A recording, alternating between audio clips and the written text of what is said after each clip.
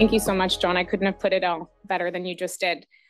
Before turning the stage to our next welcome remarks, I just want to acknowledge some of the people in the room here. Really, when you strive to create an event like this, you constantly want the highest level folks to show up to really see and contribute to the conversation. And today we're really honored to have the chair and president of the EXIM Bank, Rita Jo Lewis, with us this morning, the COO of the Development Finance Corporation, Ambassador Kennedy, US's ambassador to Australia, Special Representative McAuliffe, and many more who you'll see and hear speak over the course of the day. I also want to recognize so many of the international guests that flew in for, I'm sure, bigger events this week, but I would love to say it's just for my event, for this event today. But really, we appreciate you coming in the spirit of this collaboration. Now I have the distinct pleasure of introducing Undersecretary Jose Fernandez. Undersecretary Fernandez leads the State Department's bureaus and offices that stand at the center of the Biden administration's international policies related to economic growth, energy, agriculture, the ocean, the environment, science, and technology. I truly don't know when he gets any sleep in. Mr. Fernandez is also the United States alternate governor to the World Bank, the European Bank for Reconstruction and Development, and the Inter-American Development Bank, highly relevant for today's focus. Prior to his most recent appointment at the Department of State, Mr. Fernandez was a partner at Gibson, Dunn & Crutcher in New York.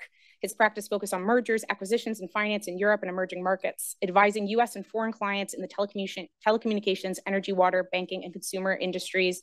Again, very relevant as this is a private-public sector collaboration. So to have a leader, representing the United States and the MSP in here today that understands the private sector side is always extremely helpful. Undersecretary, please join us on stage.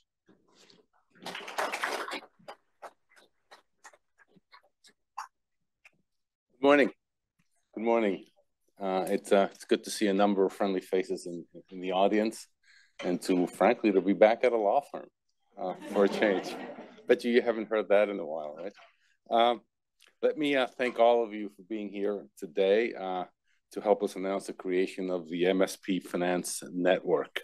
I also would like to thank Abby and SAFE for helping us organize this event today, and really for the work that SAFE is doing in general for the Mineral Security Partnership. We meet every week to try and push this forward. Also, DLA, thank you for allowing us to use your office spaces, and the Deputy Minister of Korea, Deputy Minister Hwan, for co-chairing this day today. So, warm welcome to a number of you. This is the first in-person convening of the MSP Finance Network. Why are we here?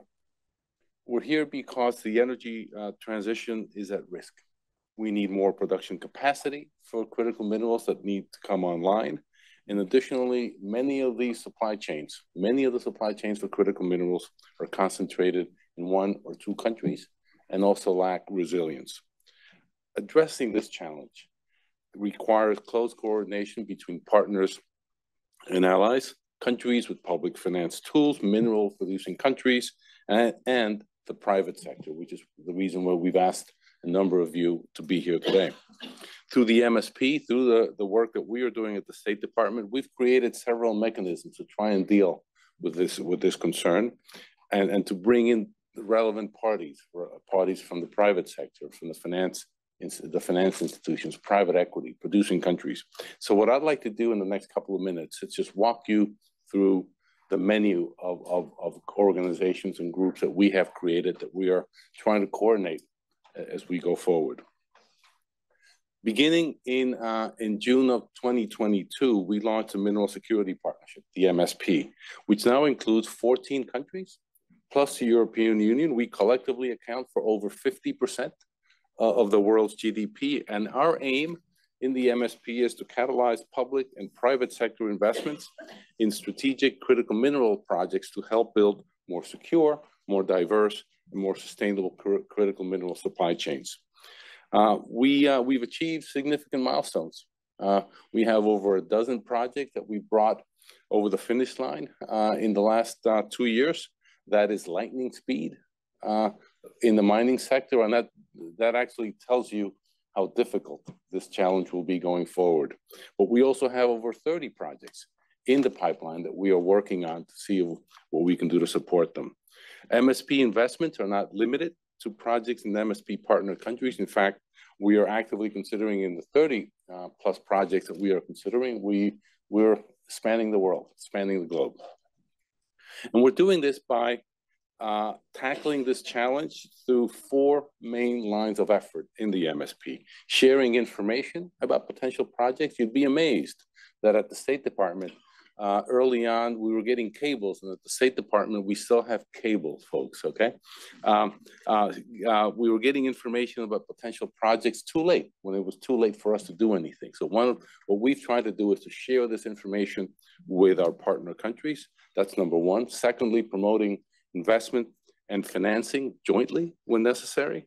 Thirdly, and this is our calling card, adhering to high environmental, social, and governance principles, because we cannot win a race to the bottom. We have to engage in a race to the top. And lastly, expanding offtake and recycling opportunities in critical minerals projects, because the experts will tell you that in 5-10 years, as much as 20 to 25% of our EV batteries will come from recycled components. But the problem is that the amount of investment that's needed to meet rapidly increasing demand for critical minerals will require the public and private sector to work together to move capital into new markets, which is why the State Department, in addition to creating the MSP, the Mineral Security Partnership, we've created a public-private partnership with the nonprofit SAFE, which we're calling MINVEST. MINVEST is intended to be our line of communication to the private sector. It will promote public-private dialogue and spur private sector investment in strategic mining, processing, and recycling opportunities. We also recognize from the start that we had to listen to governments and communities in which projects are located in order to better understand the challenges and opportunities. There are many mining projects around the world that are perfectly feasible, but aren't going forward. And they're not going forward because communities are opposed. They block the roads, they block the projects. So part of what we needed to do was to engage communities and engage countries and engage them on the basis of a race to the top. That's why earlier this year, we launched the MSP Forum, which formalizes and expands on the MSP's existing engagements with mineral producing countries. The MSP Forum will expand our work to advance and accelerate individual projects and to create a dialogue with producing countries on policies that will contribute to diverse and resilient supply chains. Promoting ESG principles through these projects is a core part of what the MSP Forum is trying to do, and many of the MSP Forum members are here with us today, and I encourage you to meet with them in order to explore these opportunities. Finally, third, on the public finance side, the development finance institutions, DFI, and then the export credit agencies, the ECAs in Washington speak, as well as government-sponsored critical mineral funds, have a key role to play in supporting the MSP's objectives. The newly announced MSP Finance Network, the network that we are announcing today, provides a coordinating platform for MSP export credit agencies, development finance institutions, and state-backed investment funds to finance and collectively de-risk projects, and also to crowd in private finance. Because many analysts have told us that the critical mineral industry and the associated supply chains will be a $1 trillion industry. So we need everyone. We need everyone to roll up their sleeves and actively participate, invest, and secure our supply chains and our energy transition goals. And this isn't charity. This is not about getting to heaven, although maybe we can do that as well. This is about opportunities for investments, and these opportunities are many. And we have a challenge. We just had a breakfast this morning where we talked about overproduction, the lack of credit, the ability to get early investments. So all those are issues that we're trying to address through the MSP Finance Network. If we can crack the finance nut in this area, we will have achieved lots. And so that's what we're trying to do going forward. Our collective efforts will address financing for critical minerals projects.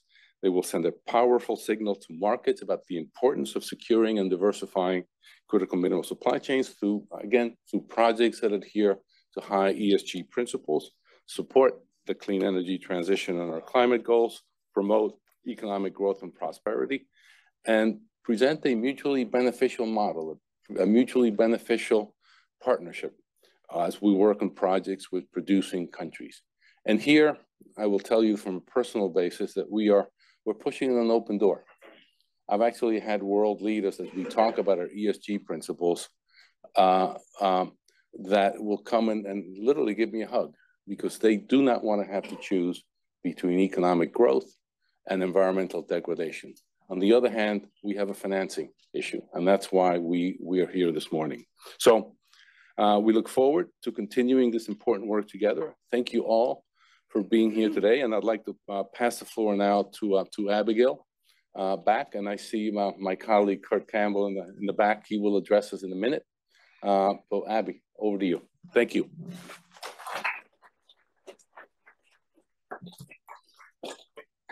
Thank you, Undersecretary, for your leadership in outlining all of those impressive initiatives.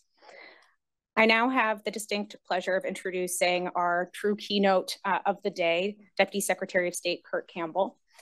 Kurt Campbell was confirmed by the Senate on February 6, 2024, and sworn in as the 22nd Deputy Secretary of State soon thereafter. Prior to assuming this position, Deputy Secretary Kurt Campbell served as Deputy Assistant to the President and Coordinator for Indo-Pacific Affairs on the National Security Council, obviously an area very important to the conversations we're about to have today. He was previously founding chairman and CEO of the Asia Group, a strategic advisory and capital management group. He served as the Assistant Secretary of State for East Asia and Pacific Affairs. Earlier than that, CEO and co-founder of the Center for New American Security, a group that we greatly enjoy working with at SAFE, and concurrently served as the director of the Aspen Strategy Group and chairman of the editorial board of Washington Quarterly. Among the many other positions he's held in his distinguished career, Campbell served as Deputy Assistant Secretary of Defense for Asian and Pacific Affairs, White House Fellow of the Treasury Department, and as Director of the Democracy Office at the National Security Council during the Clinton administration. Mr. Campbell was an associate professor of public policy at Harvard's John F. Kennedy School of Government and served as in the new U.S. Navy Reserves. He's the author of many impressive books, received his BA from the University of California, his doctorate from Oxford University, where he was a distinguished Marshall Scholar. He's also the recipient, unsurprisingly, given this illustrious career, of many, many awards, including the Secretary of State's Distinguished Service Award. Deputy Secretary, it's my honor to welcome you to the stage. Thank you so much.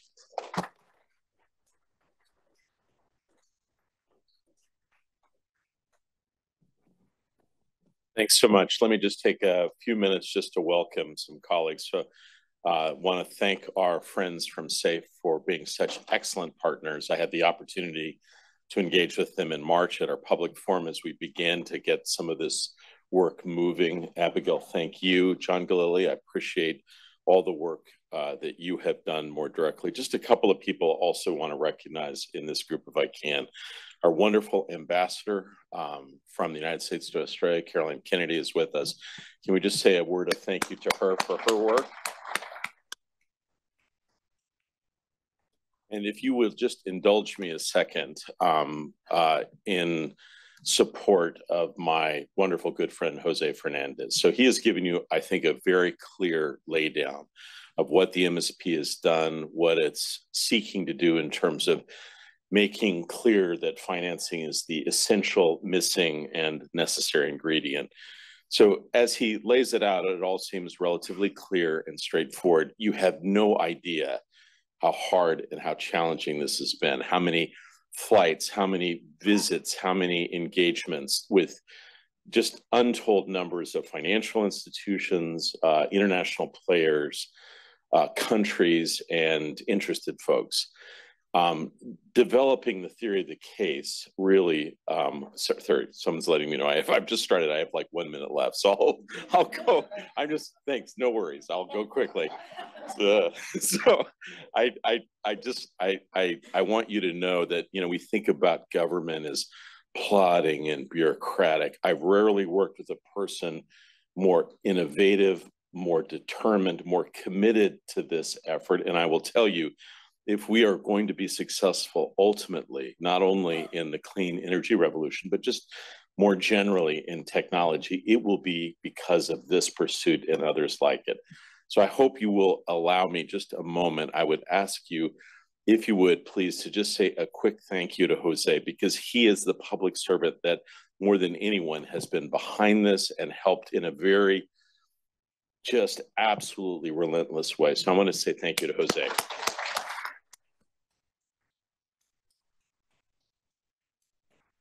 So I think he's laid it out very clearly. I don't think I need to go through the nature of the challenge. I will say that other countries that are involved with us are facing enormous challenges. We had the Quad meeting in Delaware yesterday or the day before yesterday. One of the issues that the four leaders discussed, the Prime Minister of Japan, Prime Minister of Australia, Prime Minister of Japan, and President Biden, was how difficult it's going to be to sustain this effort.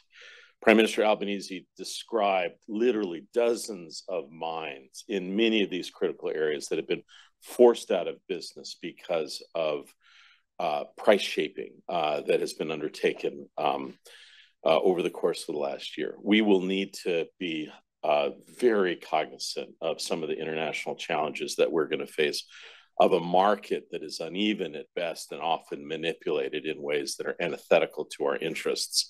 That is going to be one of the biggest things that we have to deal with, given the important role of a country like Australia. The fact that much of its capacity is now moving into bankruptcy, or at least into abeyance for a period of time, is deeply challenging to us. And so I think the point I want to leave with you all, for this effort to be successful, it will require a number of things. Perhaps most importantly is a kind of partnership between the government, the public sector, and the private sector, which will be challenging. There's going to be issues that we're going to have to grapple with. You heard Jose talking about environmental issues, local voice. These are issues that are complicated in any extractive industry. These are going to be continuing issues as we go forward, but we are committed to making sure that those lines of dialogue are robust and important as we go forward. It also requires strong partnerships with countries that we will need to work hand in glove with. I do want to take a moment to thank our colleagues from Korea who have helped sponsor this event, who have been at the cutting edge of thinking about some of these issues. Sustaining those dialogues and those engagements is going to be important. One of the hard things about government, particularly during periods like we're heading into transitions, is sometimes if there is a major transition, big initiatives get lost or lose focus. One of the things that we're going to ask from all of you is to help remind us, whoever the us is that follows, how important sustaining high-level engagement, ensuring that we are determined to meet our goal.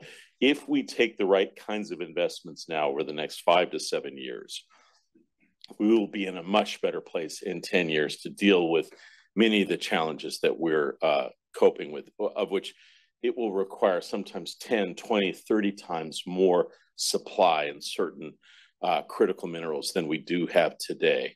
But if we miss a year or two, if we somehow slack off, if we do not follow through, it will create gaps in our capacity, in our ability to move forward. And I just want you to know that one of the things that I've seen inside the US government at the National Security Council, the State Department, and Commerce is a relentless focus on these issues. When we announced at the Quad the day before yesterday that we were going to start a new working group in this arena, it is designed precisely to make sure that allied and partner capacity are aimed appropriately in the direction ahead. So I just want to say I'm thrilled to be here. I'm extremely excited by this. It's wonderful to see so many partners. I see a friend that I haven't seen in many years that we work together at the Department of Defense. It seems wonderful to have all of you here today to be able to launch the next phase of what we're all working together. The financing piece is the essential piece going forward. I really want to say thank you more than anything else, and I'm just grateful to have a chance to be here. And I am deeply appreciative again to my friend and colleague, Jose, for all the work he's done. Thank you all very much. I think, am I okay on the time? Is it all right? Okay, good. Whew, okay. Thank you all very much.